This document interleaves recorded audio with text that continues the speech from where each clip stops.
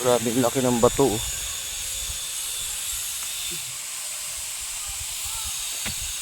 Ano, pinahukay ko kay kuya to kasi dito namin ilalagay yung mga basura.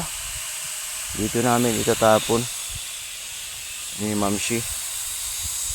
Yung dun sa dulo, yung kinalot ko dun na balon-balon din, pang ano yun yung tapunan ng mga poops nila. Ito sa basura to, dito namin ilalagay, tatapon. At ito namang mga lupa na to, gagawin kong panambak yan dun sa flooring, dun sa extension sa kusina. Ay, laki oh, laki ng bato oh. Pa isa oh.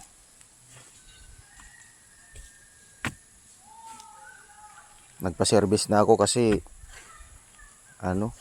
papagod na ako. Kaya si kuya na ang pinakalot ko dito.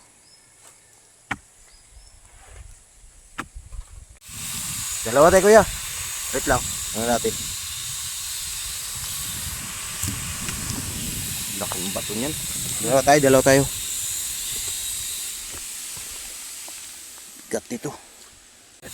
Grabe bigat. Ito na. Laking bato to. Grabe.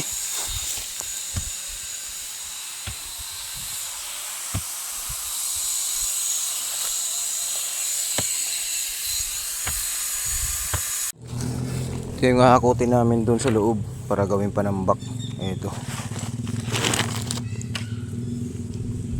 Kasi mababa yung magiging flooring kaya kailangan tambakan ng lupa doon sa kusina na extension po.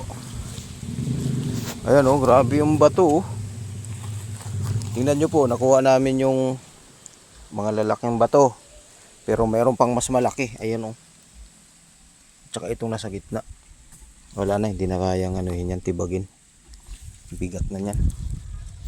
Pwede na siguro to. Dito namin tatapon yung mga basura.